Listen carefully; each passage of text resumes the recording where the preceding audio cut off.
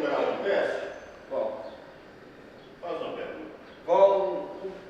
Começando aqui até pelo roteiro, você vai falar seu nome completo, quando você nasceu, filiação, certo? Nome da esposa, nome do filho. Tá, os dados pessoais. Isso. Uma breve trajetória de antes de você chegar em Ipatinga. Tá. Bom, meu nome é Fernando José Rocha de Souza. Eu nasci em Tarumirim, Minas Gerais, que fica a 75 quilômetros aqui de Ipatinga. No dia 4 de novembro de 1959, nasci, é uma cidade eminentemente rural, mas eu nasci na cidade, na sede do município. Eu sou filho de um oficial de justiça, que se chamava José Fernandes de Souza, que viveu naquela região, naquela cidade, e lá se aposentou. E da dona de casa, costureira, dona Mirtes Rocha de Souza. Eu já me casei algumas vezes, acho que eu tenho que falar isso. Eu me casei a primeira vez com Marli Lucas Rocha em 81, logo quando eu cheguei aqui para Ipatinga, um pouco depois. Depois me separei, casei novamente em 89 com Alexandra Silvério Lima e com quem eu tive um filho, Fernando Rocha Lima, que hoje tem 23 anos, é meu filho mais velho. E me separei, casei novamente em 98, com a fisioterapeuta Ivone Almeida Paradela Rocha, com quem eu tenho 2 filhos. A Ana Luísa, que tem 15 anos, e o Vinícius, que tem 6 anos.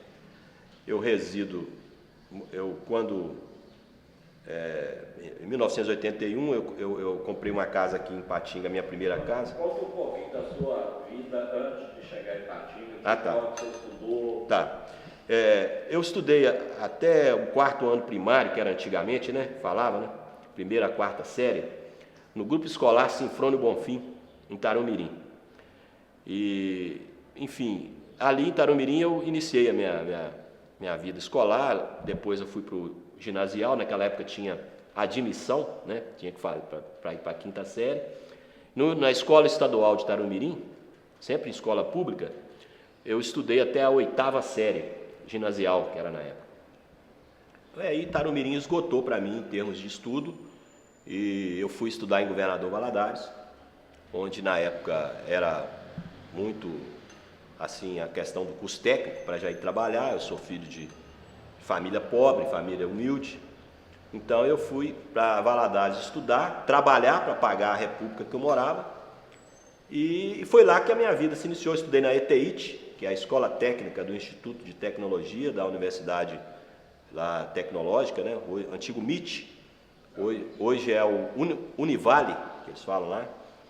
E me formei em curso técnico de instrumentação, eletrônica, elétrica, pneumática. Fiz estágio na usina nuclear de Angra dos Reis como técnico nessa área.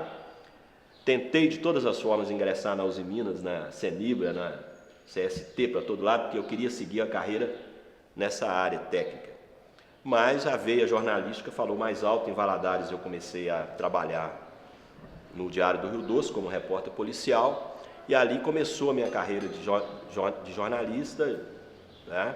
Eu não sou formado em jornalismo, sou formado em Direito, pela Fadvale de Governador Valadares também. Depois que eu morava em Ipatinga, eu estudei em Valadares, indo naquele, né, esquema do final de semana, né, que existia, e me formei em Direito lá em 1989. Então, eu sou jornalista por vocação, né, e iniciou em Valadares. Então, e cheguei a Ipatinga, né, em 1979. Você já veio para trabalhar? Eu vim para trabalhar. A história, resumidamente, é o seguinte: eu e um jornalista aqui, que é mais antigo um pouco do que eu, que veio primeiro, que chama Luiz Carlos Almeida, popular Cadil, nós éramos colegas de escola em Valadares, na ETIT. a família dele é de Valadares também, de Ipanema, Valadares. Então, éramos muito amigos. E ele me levou para trabalhar no Diário do Rio Doce, porque eu fiz uma redação lá na ETIT e foi premiada na escola, a nível de Valadares, depois concorreu, um negócio de preservação da natureza. Então ele achou que eu poderia virar um repórter, um jornalista, me levou para o Diário do Rio Doce. Ele veio para Ipatinga e eu fiquei por lá. Então eu formei, batalhei, não consegui arrumar emprego de técnico, estava desempregado lá em Tarumirim e eu já estava enjoado de ficar desempregado, tinha 8 meses que eu estava parado, né, desde que eu formei. Eu peguei e escrevi uma carta para ele, aqui para o Diário da Manhã, eu sabia que ele estava no extinto Diário da Manhã, e ele recebeu essa carta aqui, e pegou a motoquinha dele, a Harley Davidson dele, e foi lá em Tarumirim me buscar. Então, em março, abril mais ou menos, de 79, eu montei na garupa daquela moto dele e vim para cá, para conhecer Ipatinga. Para mim isso aqui era Usiminas, não tinha muita ideia do que era. Fui morar dentro da redação do extinto Diário da Manhã, lá na Cidade Nova. É ali em frente o antigo Colégio Polivalente, na esquina, ali funcionou, não sei se funciona ainda, uma unidade básica de saúde, ali, marca exame, marcação de exame. Nessa época era o Carioca. O Zé Rodrigues do Amaral, quando eu cheguei, o Carioca, era o dono do jornal. E o jornal funcionava ali embaixo, aquele prédio era todo dele. Os funcionários, secretários da prefeitura na época, na administração João Lamego, todos moravam ali, inclusive o Dr. Weber americano, de quem eu fiquei muito amigo, o Divino Padrão, né? O Eurico, um engenheiro que também era da chamada Curva, Companhia Urbanizadora Vale do Aço, e até hoje trabalha na prefeitura aqui, na CEMOP. Então, todos moravam ali, a gente passou a conviver, e o jornal funcionava ali embaixo, e a gente morava dentro da redação. Eu, Cadinho, dormia em 2 camas dessas de mola, de fechar, sabe, de abrir. E como é que era a relação da prefeitura e jornal com o secretário, todos moravam? A nossa relação pessoal com os secretários era ótima, mas o jornal, ele era, vamos dizer, oposição à administração do Sr. João Lamego, e batia, mas batia pesado, pesadíssimo. Era até curioso, porque quando chegava assim à noite, lá pelas 10, 11 horas, o jornal estava rodando, né? Aí o Weber ou o Divino não, o Divino era um cara mais, mas o Weber principalmente, que era mais político, ele descia lá para ver, assim, deixa eu ver as cacetadas que vocês estão me dando aqui. Aí ele ia lá, perto da máquina, lá onde estava imprimindo, dava uma olhada na página e tal, e ia embora. Mas assim, a relação pessoal era boa, mas a gente batia, na época não tinha negócio de lei de imprensa, essas coisas, e era uma época da ditadura. A gente tinha muito medo na época, era de ser preso, torturado, alguma coisa em termos de falar mal dos militares, né? Essa época aí, 79, foi a época da enchente. Numa entrevista que a Manuelita dos Torres deu pra gente, ela fala que o João Lamego chegou até perseguido. Existiu essa perseguição do governo ao jornal? Não, o que acontece, acontece hoje também. O jornal que não é aliado, ou o veículo de imprensa que não é um aliado da administração, não precisa falar bem, não. Se ele não falar mal, então quem responde por ele, o veículo, não tem nenhuma aresta com o poder público, então ele é bem quisto. Se o cara não for da mesma facção política, não comungar com as mesmas ideias, né, ele passa a ser um pouco preterido. Isso acontece hoje também. Naquela época era mais acentuado, né? Então o Sr. João Lamego foi um prefeito, uma pessoa de muito bom coração, de tudo mais, mas ele não tinha cultura, vamos dizer, uma capacidade até para poder gerir tudo aquilo que foi feito, porque era uma época que o dinheiro era muito fácil de ser captado, né? Estavam entornando dinheiro aqui, o BIRD, Banco Interamericano e tal, no Brasil todo, financiando grandes obras. Foi onde o Weber americano, que era um engenheiro, o pessoal lá de Contagem, que veio para cá, que trabalhava com o Nilton Cardoso. Então eles vieram para cá, lá em Contagem eles já tinham feito isso, e deixaram um projeto em andamento, e fizeram aqui, onde essas rotatórias, esses viadutos, o trânsito de Ipatinga Hoje que ainda funciona, hoje está meio complicado, né? A coisa já está precisando de uma mexida, de uma intervenção, de uma melhoria, mas aguentou até hoje graças a essas obras futuristas até. E, por exemplo, o estádio Ipatingão. Eu batia no Ipatingão, esse negócio de elefante branco, eu fui um dos que mais critiquei, né? Ele foi construído aproveitando as terras que eles iam mexendo e tirando ali das vias, né, que eles estavam construindo, e aí formaram ali aquele lugar ali e fizeram o estádio. Naquela época, a gente batia muito e dizia, olha, por que não investe isso em escola, em hospital, está precisando disso, precisando daquilo, esse estádio nunca vai funcionar, não sei o quê. E ficou provado que, anos depois, ele hoje é uma referência, é um cartão de visita. Várias coisas. Teve muito, o São João era mais um prefeito, na época, vamos dizer, uma rainha da Inglaterra, né? Ele aparecia nos eventos e tal, mas quem administrava mesmo era esse grupo que veio de Contagem. E aí havia uma oposição implacável realmente. 1979, eu comecei aqui, depois eu espalhei currículo para tudo quanto é lado, querendo emprego de instrumentista, e aí eu fui chamado para Angra, sabe? Para Angra dos Reis, para esse estágio. Aí eu fui para lá, foi onde aconteceu a enchente aqui. Um dos motivos que eu voltei para cá foi esse, porque o meu irmão ficou com a casa dele em Valadares 10, 12 dias debaixo d'água, com quase 2 metros de água. E meu pai entrou em pânico com aquilo lá em Tarumirim, aquela coisa toda, e eu vim para ajudar meu irmão e acabei que fiquei, sabe? E voltei para cá, porque eu já tinha fincado as minhas raízes, já tinha arrumado a namorada que veio a ser minha primeira esposa, então acabei voltando para aqui e voltando para o jornal. Aí o professor Evaldo comprou o jornal. Quando terminou, né? O que você fez depois que terminou? O professor Evaldo Fontes assumiu o jornal e quando eu voltei, eu vinha de Valadares a Ipatinga, chamado já aí da segunda, pela Marta Azevedo. A Marta, muito minha amiga e tudo, e nós criamos uma amizade grande.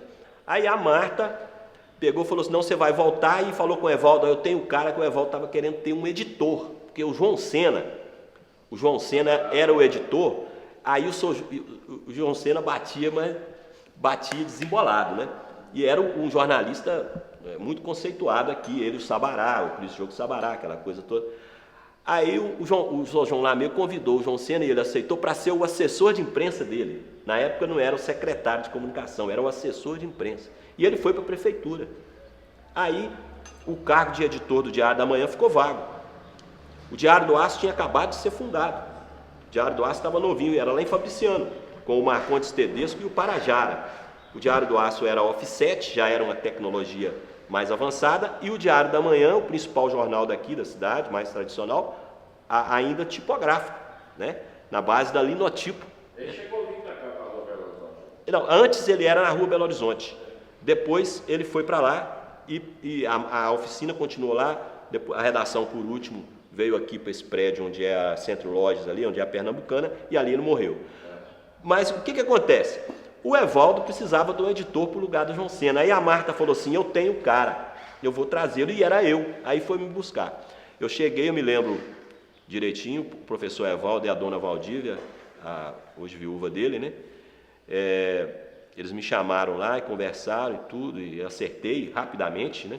Me ofereceu um salário quase 10 vezes mais do que eu estava ganhando lá em Angra. E aí ele virou para mim e falou assim, você tem carro?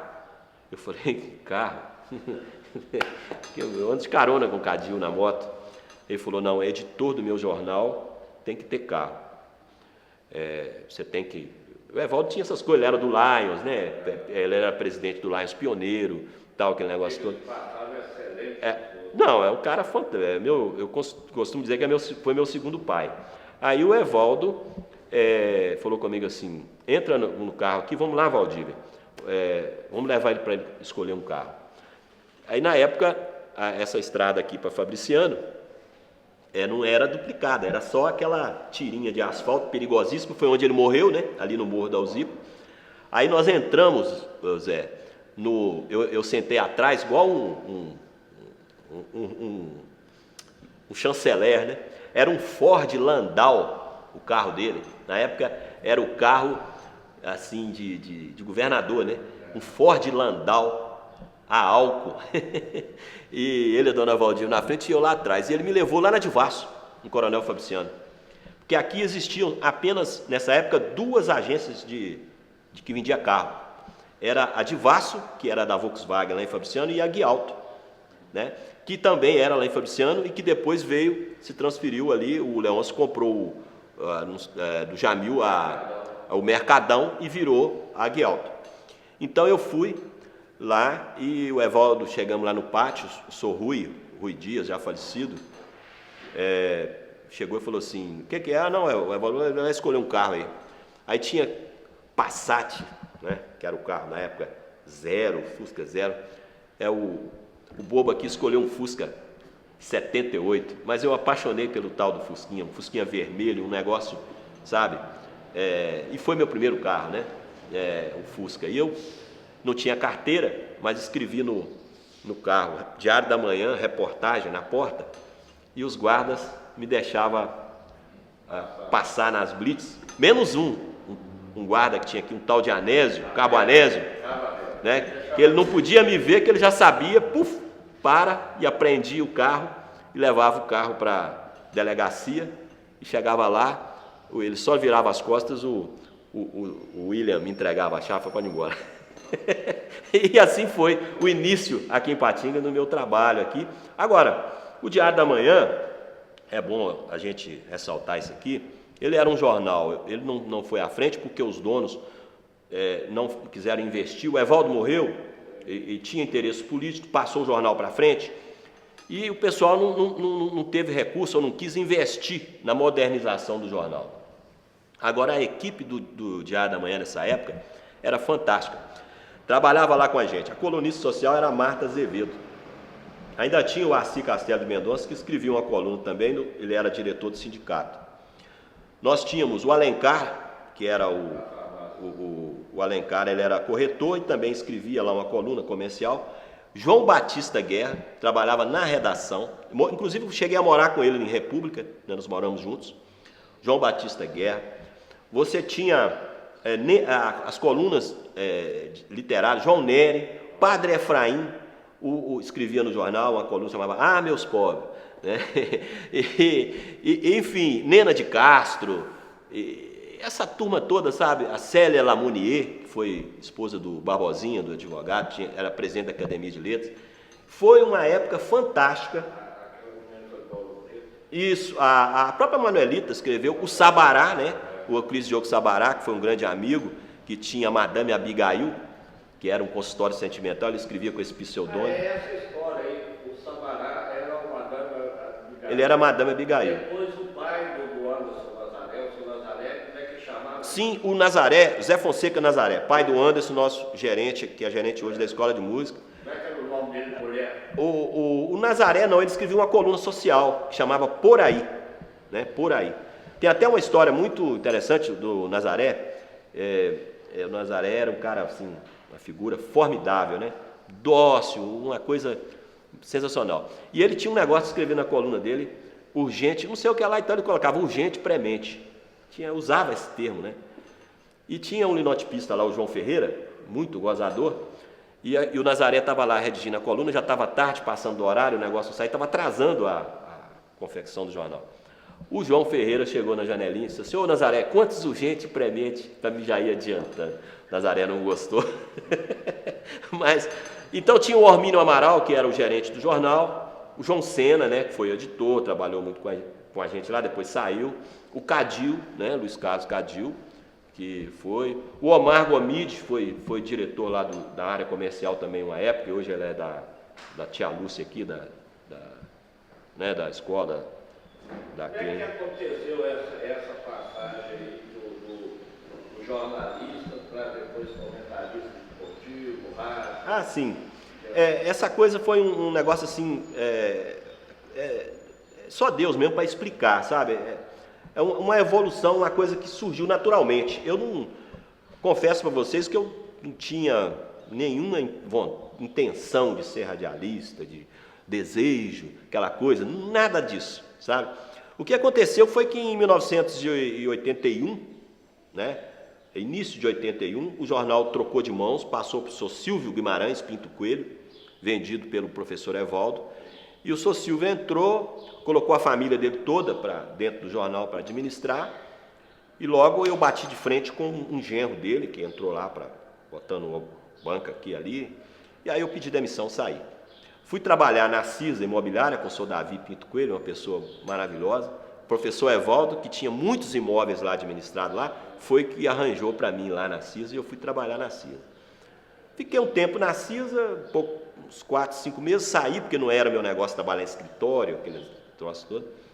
Aí o Alencar estava editando um jornal chamado Fim de Semana, que era distribuído nos sinais aqui de trânsito, gratuitamente no fim de semana, e eu fui fazer esse jornal com o Alencar. O Alencar vendia os comerciais e eu redigia. Trabalhava assim dia e noite, uma loucura. E morando de favor na casa do Alencar. Ele me pagava, era comida, me dava um dinheirinho ali para me sair com a minha noiva na época, a Marli. E o meu Fusquinha, botava gasolina no meu Fusquinha, que quando eu saí do jornal, o professor Evaldo falou assim, não, o carro é seu. Passou o carro para o meu nome, né? Aí foi ficando aquele negócio, a Rádio Vanguarda entrou no ar, em caráter experimental, no mês de setembro, por aí, daquele ano, de 81, outubro daquele ano. Aí o Alencar falou assim, vamos faz uma matéria com a Rádio Vanguarda, com os diretores da Rádio Vanguarda, falando que era uma novidade, a Rádio AM não existia, só existia educadora, né? Aí inaugurou a Rádio Vanguarda, foi a primeira Rádio Patinga, foi uma loucura nessa cidade, você só ouvia falar da rádio e tal. E a rádio começou muito boa, os locutores de Belo Horizonte e tal, aquele negócio. Eu fui lá, cheguei lá, fiz a matéria com o Solis, com o Dr. Ronaldo, ouvi e tal, publiquei, eu tenho esse jornal guardado em casa, até hoje. Bom, e lá conversando, o carioca, Zé Rodrigues do Amaral, que foi dono do Diário da Manhã, ele era o cara do jornalismo. Ele era o redator, lá tinha um jornal às meias horas, que chamava Redação Direto, e tinha um de hora cheia, que era o Repórter de Vanguarda. O Éder Rocha, falecido Éder Rocha, era o locutor do jornalismo, fazia o jornal, e o carioca redigia. Só que o carioca estava fazendo o de meia hora e o de hora cheia, e estava pesando para ele, né? Aí ele falou, nós vamos ter que contratar um outro aqui e tal, o que você acha? Você quer vir para cá? Eu falei, quero, é claro que eu quero. E aí o carioca conversou com o Dr. Ronaldo, o Dr. Ronaldo me chamou, isso posterior, que eu fui lá entregar o jornal depois com a matéria, né? Aí o Dr. Ronaldo estava lá, falou, o carioca, aquele jeitão dele, o carioca falou comigo, tá, nós estamos precisando, aí ali eu fui contratado. Antes da Rádio Vanguarda inaugurar oficialmente, porque ela foi inaugurada oficialmente em abril de 82, tá? Para poder coincidir com o aniversário da cidade, no dia 28 de abril. Que o dia 28 de abril é que era o aniversário. Depois eles descobriram que a assinatura lá do decreto de emancipação foi no dia 29. Por isso que a avenida chama 28. Eu até defendo que mudasse o nome dela para 29, pô. Né? Então, Zé, só concluindo, foi aí que começou a minha história na Vanguarda. Depois veio, naturalmente, as oportunidades, o Ademir Cunha, no carnaval de 82, no carnaval de 82 já, o Ademir Cunha estava aqui a rádio transmitia, sabe? Tinha o carnaval de Acesita, muito bom e tal, o carnaval aqui, tinha os pontos, né? Aí a rádio falava de cada lugar desse. Aí o Ademir pegou e falou assim, não, você vai ser meu repórter. Eu nunca tinha falado em rádio. Aí o Ademir me colocou de repórter, eu comecei a falar e gostei, depois veio a eleição, né? Em 82, eu fui escalado para Fabriciano, para ficar lá em Fabriciano, secundário. Aí lá no ginásio Casa de Campo, aí o cara que estava fazendo em Patinga, no ginásio da Uzipa, o Marcos Neymar, não estava indo bem. O voto era papel, meu. Contando e a rádio falando voto por voto. Aí eles me trouxeram, que eu estava indo bem em Fabriciano, para Ipatinga. Foi onde eu me consagrei, porque aquela eleição do Jamil, em 82, você passava na rua, você não precisava de rádio, você passava na rua assim, ó, e andando e ia ouvindo os rádios ligados na Vanguarda e o Fernando Rocha falando voto a voto. Jamil Celim de Sá, urna número 40, bairro Bom Jardim, Jamil, 102 votos e tal, e Bromochenko, que foi o candidato, né, do Sr. João Lamigo, perdeu, Bromochenko, 80, aí depois a gente somava aquilo tudo e divulgava uma parcial, E aquilo era uma semana direto, tá? Começava 7 horas da manhã falando e até 10, 11 horas da noite, todo dia. Nesse período aí de isso da rádio e desse jornalismo seu, você deve ter participado de um monte de coisa de larga, você já deve ter visto.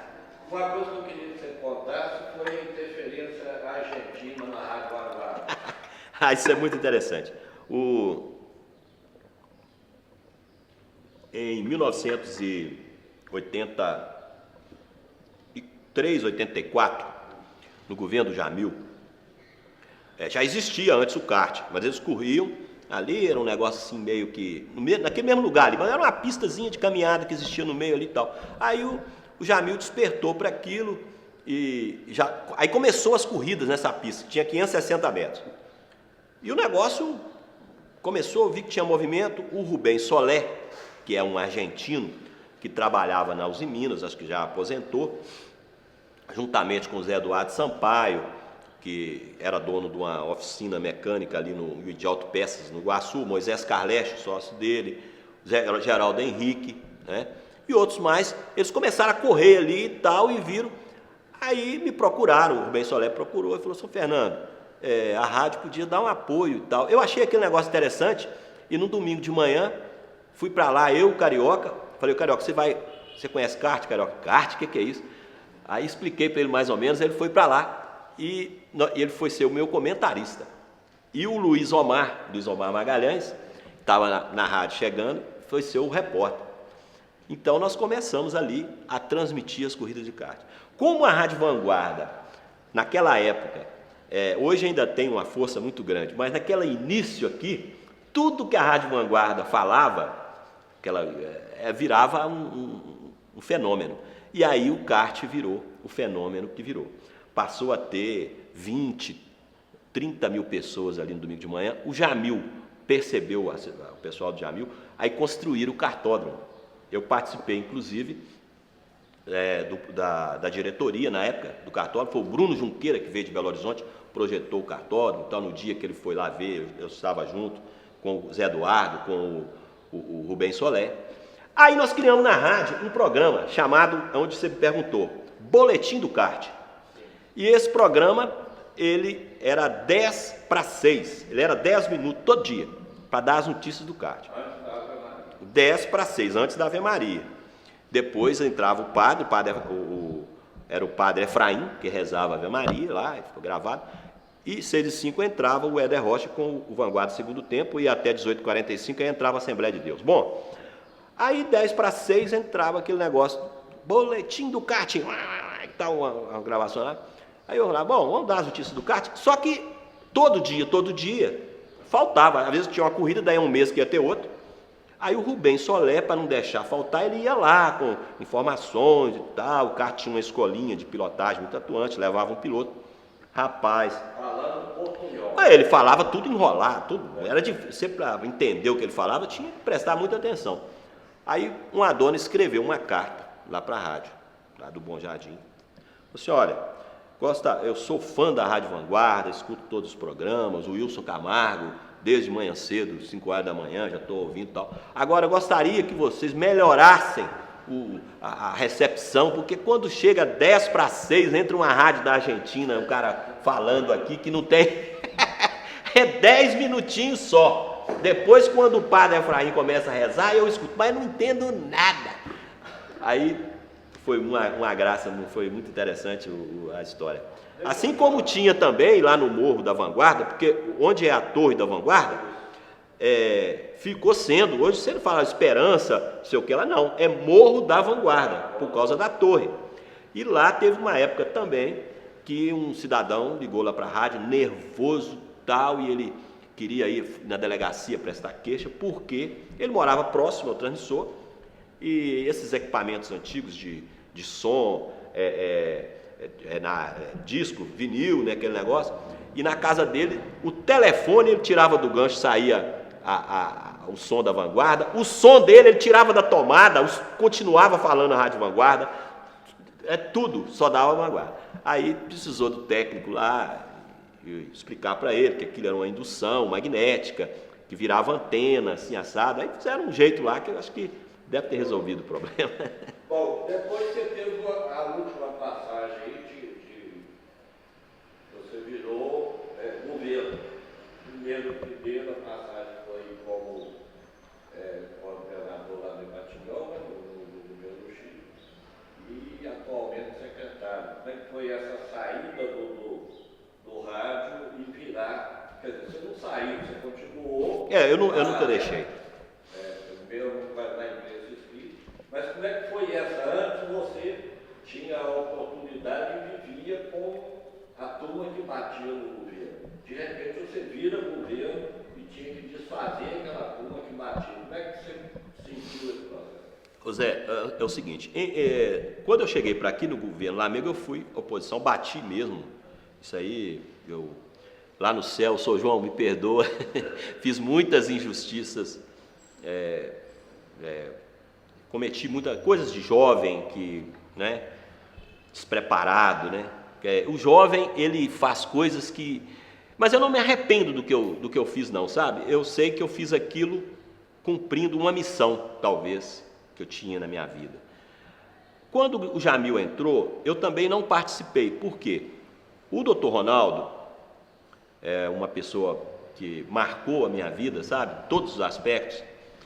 Foi uma pessoa que, como é que eu diria? Ele teve presença constante na minha vida pessoal e profissional, até ele morrer, até ele falecer. E hoje os filhos dele, nós continuamos amigos, eu continuo trabalhando na empresa, embora sem vínculo empregatício, mas eu continuo, é quase que uma intimação, uma exigência deles que eu permaneça lá, embora ligado a um governo que não é aliado, que não é da mesma lado político deles, não é? Exato. Mas o doutor Ronaldo, ele quando foi a eleição do Jamil, ele chamou eu e o Carioca, falou assim, nós vamos falar bem dos dois candidatos aqui, o Zequita, que foi o candidato, que era o candidato do trabalhador, que falava da Uzi Minas, ele era do sindicato, e eu, o Jamil. Então, Carioca, você vai cuidar do Jamil e o Fernando vai cuidar do Zequita. Então a gente ia nos comícios, a gente ficava em contato direto com a assessoria desses candidatos, e eu redigia o Hora Cheia, o repórter de vanguarda, o Carioca, com redação direta. Então, naquele noticiário de Hora Cheia, só dava Zequita. E no meia hora só dava Jamil. A gente não atacava, um atacava o outro não, mas falava as coisas, os planos e tal, aquele negócio. E eu passei a acompanhar o Zequita. Fiquei muito amigo do Zequita. O Zequita, até ele falecer, ele voltava da fazenda, trazia queijo para mim, deixava na rádio. Eu era uma pessoa também muito legal. Mas eu não fiquei com esse contato com o pessoal do Jamil. Então, quando o Jamil ganhou e assumiu, eu fiquei na minha, participando da rádio, fazendo as coberturas. Sempre fui muito bem tratado por todos eles. Tinha amigos lá, o João Sena continuou, o próprio Jamil, assim, enfim. Participei ativamente na cobertura jornalística das atividades do governo dele, mas sempre nessa postura da Rádio Vanguarda, que sempre foi de neutralidade, essa coisa toda. Muito bem. Aí, em 1997, eu já estava no esporte da rádio, eu tinha uma empresa que operava o esporte da rádio, e eu tinha separado da minha segunda esposa e estava vivendo um momento assim crítico, muito difícil, do ponto de vista emocional e tal. Em 96 para 97, o Chico ganhou a prefeitura. Durante a campanha do Chico, eu fui convidado e participei de várias reuniões dessa questão ligada ao esporte e outras áreas, e sempre, quando tinha oportunidade, falava da necessidade do Ipatingão que estava abandonado. O governo João Magno largou aquilo para lá.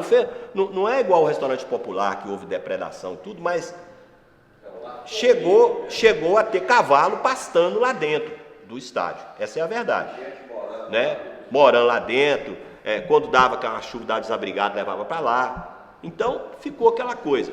Aí, o Chico prestava muita atenção naquilo e é interessante porque um pouco antes, na eleição da chapa ferramenta, no sindicato, o Luiz Carlos me convidou e eu fui trabalhar, eu fiquei conhecendo o Chico Ferramenta lá, na eleição, e eu fui trabalhar para o Luiz Carlos.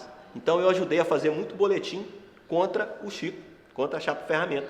E o Luiz Carlos ganhou, permaneci no sindicato, depois eu saí lá do sindicato, do Sindipa. Então, naquelas reuniões eu falava do estádio, que eu achava que devia ser assim, ser assado, que o estádio, que eu tinha chamado muito o estádio de Elefante Branco, mas que agora estava na hora de recuperar e ele ser inserido no contexto do futebol estadual. Aí o Chico ganhou, tá, um dia eu estou bem tranquilo lá na rádio, nem passava pela minha cabeça esse negócio, já estava no mês de fevereiro para março do ano de 97, já tinha todo mundo assumido, preenchido as secretarias, cargos e tal, gerente. Aí eu recebo um telefonema lá da prefeitura do Vicente Duarte, que a gente chamava carinhosamente Vicente Branco, que é outro meu amigo, hoje se tornou meu amigo, meu padrinho de casamento, inclusive. O Vicente me liga, eu nem conhecia ele, falou, aqui é o Vicente, secretário aqui de educação, porque não tinha secretaria de esporte, era um departamento de esporte. Nós queríamos conversar com você, mas o Chico. Eu falei, você podia vir aqui no gabinete, 2 horas da tarde? Foi de tarde. Eu falei, vou. Aí fui.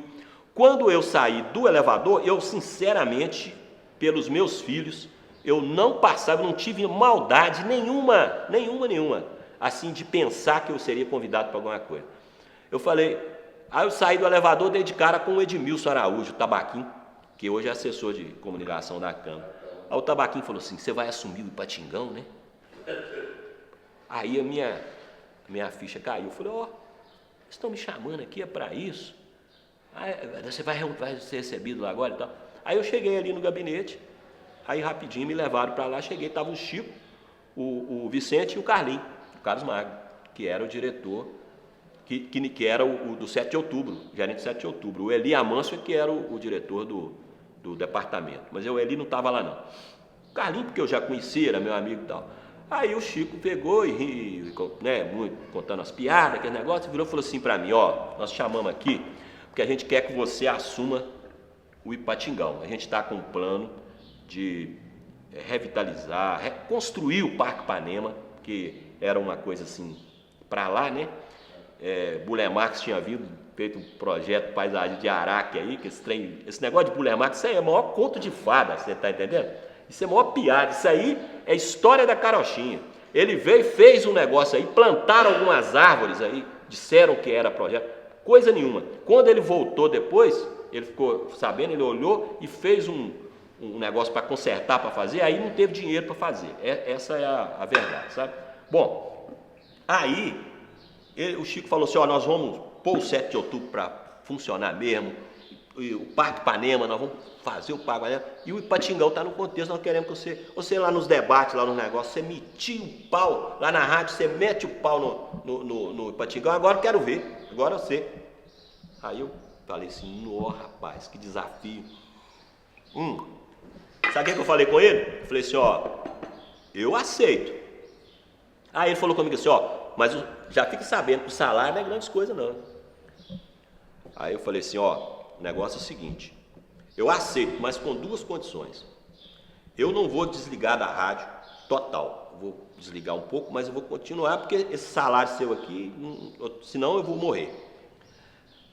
E outra coisa, não me manda bilhete, não me manda recado para deixar vereador jogar lá, igual eles jogavam lá, batia a pelada lá. Vereador, time de amigo seu e tal, porque eu vou administrar lá, mas é do meu jeito. Fernando, nunca eu vou fazer isso. Nunca, você pode ter certeza. Quem vai tomar conta lá é você, e nós vamos te dar o suporte e tal. Beleza. Aí eu fui. Aí em 97 começou. Tinha na época o campeonato amador de Ipatinga não podia jogar lá e não tinha campeonato profissional. O que você fez lá para manter aquilo? Não, na verdade é o seguinte. Lá tinha um Lovai lá durante o ano e tal. Na verdade, o futebol amador de Ipatinga naquela época era muito forte, né? Era forte, mas eles não jogavam lá porque o campo era muito ruim. Tinha outros campos melhores aqui, o Zipa, a Cearia, aquele negócio todo. Mas o que aconteceu naquela época? O Social disputava o Campeonato Mineiro já e estava numa fase boa. O Adílio era o presidente do Social. e muito amigo do Chico, doutor Rinaldo, no meio daquele processo patrocinando. Aí o que aconteceu? Eu entrei lá no Ipatingão, o Chico deu moral para mim, né? Nós tínhamos aquilo ali como uma prioridade de intervenção, o Parque Ipanema. Aí nós demos uma melhorada no gramado, e aí eu corri atrás de empresário, o Amantino, Walter Oliveira, Amantino da escola, Walter Oliveira, e o Zé Dermo de Pinho, Hilton Quebra-Quebra. Tem até uma história interessante, porque ali, naquela bilheteria da frente do hall, ali era tudo aberto, aquele hall, aquele negócio todo, as cabines, não existia nada.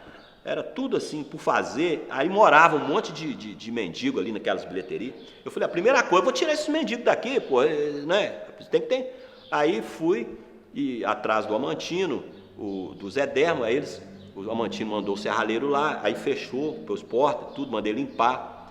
Aí começou. Aí o Hilton Quebra-Quebra, que já tinha tido uma pendenga aí com o administrador, negócio do Clube Cavalo, aquele negócio todo.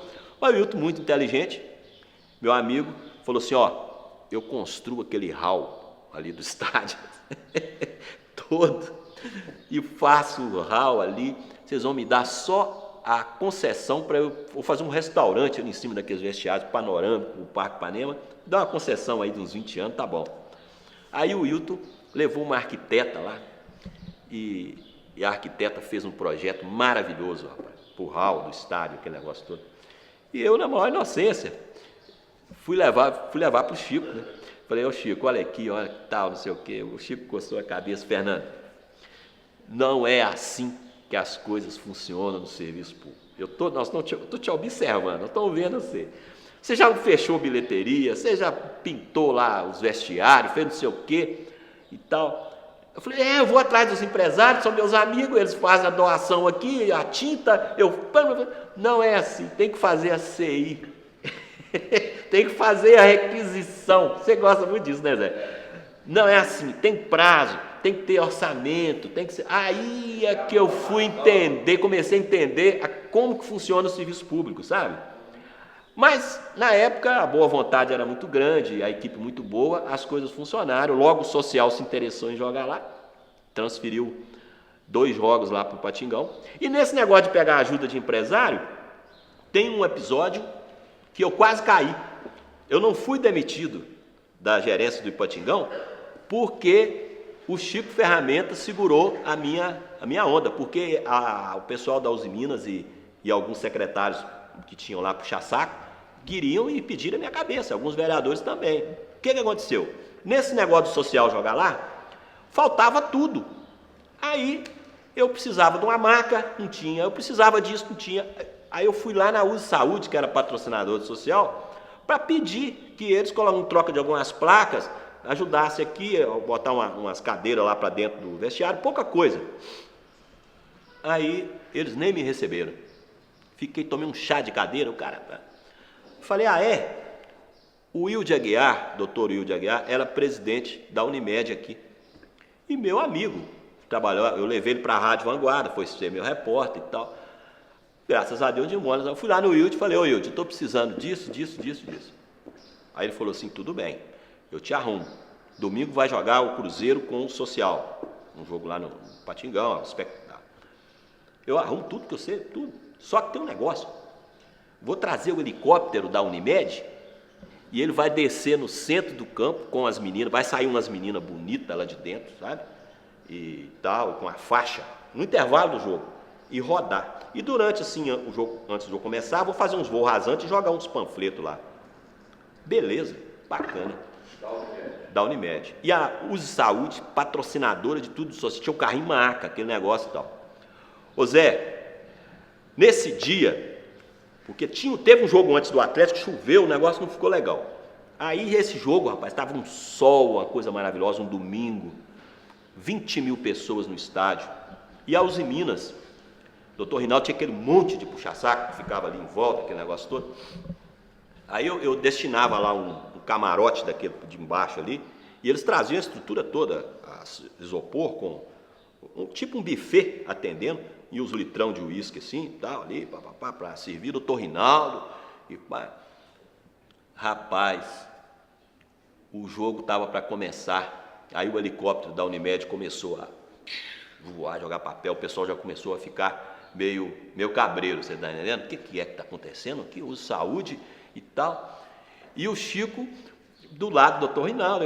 Quando foi no intervalo do jogo, o Chico do lado do Dr. Rinaldo, rapaz, o presidente lá da Fundação São Francisco Xavier, junto, do Hospital Márcio Cunha e tal, o helicóptero da Unimed vem, pousa no centro do gramado, sai as moças com a faixa e dá uma volta, e a galera aplaudindo e tudo. Foi um constrangimento, sabe? E o doutor Rinaldo ficou incomodado com aquilo e chamou o presidente lá do hospital, lá da fundação, o que é e tal, procurou saber. Eu falei, aí veio pessoas da administração nossa, o que é, Fernando, você é louco fazer um negócio desse, permitir um negócio desse? Eu falei, não, eu precisava fazer um jogo. Não tinha dinheiro, porque nós não tínhamos recurso, entendeu? Nós não tínhamos nada para custear a despesa do estádio, não tinha nada. Eu precisava pagar as despesas do jogo, precisava ter um jogo. Eu fui lá, eles não me atenderam, eu fui atrás da Unimed. Tá bom. Aí passou, né? O Chico ficou lá e tal, daí a pouco saiu de perto e eu fiquei sabendo, ele não falou nada comigo, que ele gostou. Não sei porquê. Ele gostou do que eu fiz. Não me perguntem mais sobre isso. Deixa eu te falar, aí, Fernando Rocha, a sua vida extremamente do esporte, né? Porque sua militância foi toda no esporte. E de repente, você chega a chefe de gabinete e secretário da Secretaria de Cultura de Patinga. Como é que você pegou isso? O que você pretende? Como é que você concilia essas duas coisas? Porque o cara é extremamente de esporte. E hoje você tem uma parte de cultura também na mão. Como é que você trabalhou isso na sua cabeça? O que você pensa daqui para frente? Olha, na verdade, o meu início não foi no esporte, né? Foi uma área geral. Eu sou jornalista por vocação. O que eu faço com prazer mesmo é escrever, que eu tenho enorme prazer em fazer. Eu vou lá na rádio, faço meus comentários, falo e sai naturalmente, mas escrever para mim sabe, eu gosto muito de ler, eu leio muito e me considero também alguém, né, dessa área da cultura também. Não sou nenhum alienígena, não estou caindo ali de paraquedas não. Agora, reconheço as minhas limitações até hoje em entender como que funciona essa engrenagem, que a engrenagem da cultura é muito mais complicada do que a do futebol. Além de ser da prefeitura, né? Além de estar dentro do setor público. Então, hoje, graças à equipe que tem lá dentro, eu consigo enxergar onde eu estou pisando, né? Não estou ainda totalmente... vamos dizer, não, ainda não posso dizer que eu mas há uma política cultural na cidade sendo desenvolvida, é uma das coisas que está no plano de governo da Sicília, é isso. Nós estamos fechando o sistema municipal de cultura e para implantar, para integrar no sistema nacional de cultura, todos os eixos que são necessários estão sendo viabilizados. Estamos realizando hoje um mapeamento cultural, né, que vai ser lançado agora, que vai dar uma visão, coisa inédita aqui, de tudo, do que nós temos para implantar as políticas que nós vamos implementar para frente. Nós vamos ter uma radiografia de toda essa situação que nós vivemos hoje. E temos uma cidade com muitos equipamentos possíveis de desenvolver bons trabalhos, né? Então, eu me considero um privilegiado por estar tendo essa oportunidade e vivenciando esse momento. A minha contribuição que eu quero deixar não é tanto, eu não quero passar simplesmente por essa secretaria, nessa área específica da cultura, e simplesmente, o Fernando, ele foi um indicado lá, fez isso, tal, ou fez alguma coisa errada. Não, eu quero passar como um cara que esteve ao lado do movimento cultural, que procurou incentivar, que procurou viabilizar. Eu quero ser um facilitador, porque na minha vida eu nunca forcei barra nenhuma, sabe? As coisas aconteceram comigo tudo naturalmente, no esporte principalmente. O Ipatingão, o sucesso, aquelas coisas. O sucesso é consequência. Então, se eu conseguir fazer com que a Estação Memória funcione e que aqui você tenha condição de realizar o seu trabalho, que a biblioteca possa ter um local decente, uma sede decente para ela trabalhar, que os funcionários possam trabalhar motivados, possam receber a população, que o setor de teatro, né, que depende da gente, enfim, todos esses canais que nós temos, eles funcionem, porque o que acontecia antes aqui na Prefeitura de Ipatinga, nessa área, é que as coisas não funcionavam, não é? Você ia lá na Prefeitura e você não obtinha uma resposta para aquilo que você estava procurando. Então, hoje, lá na Secretaria, a gente procura dar resposta para tudo, inclusive não. Inclusive dizer não. Tem que dizer não, tem hora, né? Então, é isso que eu penso, sabe? E fazer um trabalho do qual depois eu não possa, não sinta vergonha, não me envergonhe daquilo que eu fiz. Jamais. Não é isso? A marca vai ficar naturalmente. Agora, as pessoas que estão lá dentro comigo, que convivem comigo, sabem, eu sou muito correto, fiel, muito, assim, amigo, né, das pessoas que trabalham comigo e procuro ajudar ao máximo. Agora, tem que jogar junto, né? Nós somos uma equipe, nós não podemos, um puxa para lá, outro puxa para cá e não funciona, né? Mas a gente está junto nesse barco aí e eu acredito que esses meses que nós assumimos, foi em janeiro até hoje, e o Carlinhos já tinha feito um trabalho, plantado uma semente, uma estrutura, a gente está colhendo bons frutos. A cidade, em geral, a comunidade, acho que reconhece isso, tem reconhecido esse trabalho nosso, nós vamos avançar muito mais, né? Então, eu acho que está indo bem. Então, para fechar a sua contribuição para o projeto Celar, você tem mais alguma coisa para colocar? E uma pergunta que a gente vai fazer para todo mundo. Valeu? Valeu, Zé. Eu cheguei para aqui, vamos dizer, como dizia minha mãe e meu avô, com a mão na frente e outra atrás. Cheguei para ficar talvez uma semana, eu falei, vou ficar uns 15 dias lá para voltar, e estou aqui. A minha história, basicamente, é a história de quase todos os pioneiros que estão aí hoje, porque a maioria veio também para explorar isso aqui. Aqui eu constituí família, meus filhos são daqui, meus negócios estão aqui hoje, enquanto... né? Então aqui eu acho que daqui eu não vou sair, a não ser aqui se bem que eu não gosto desse cemitério. Você vai ser enterrado? Eu acho que eu vou... Não, lá em cima? Não, tem muita gente lá que eu não gosto, muita gente chata. Talvez eu não fique ali, sabe? Porque eu não gosto desse trem de... eu tenho muitos amigos sepultados ali. Eu vou naquele cemitério e não acho, é só grama.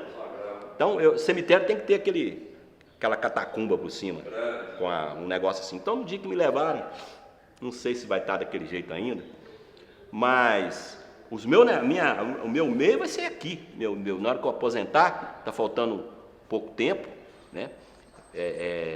Eu não vou sair daqui não, vou continuar dando a minha contribuição nas áreas que eu atuo e participando e vivenciando a coisa, né? Essa é uma cidade muito nova, muito jovem, e ajudando meus filhos aí, as minhas coisas, mas eu acho que Ipatinga é uma cidade que tem uma vocação enorme para ser top, sabe? Em tudo que ela participa. Tudo que Ipatinga entra, faz, ela se destaca. E quando não se destaca, quando não consegue, opa, tem um negócio errado aí.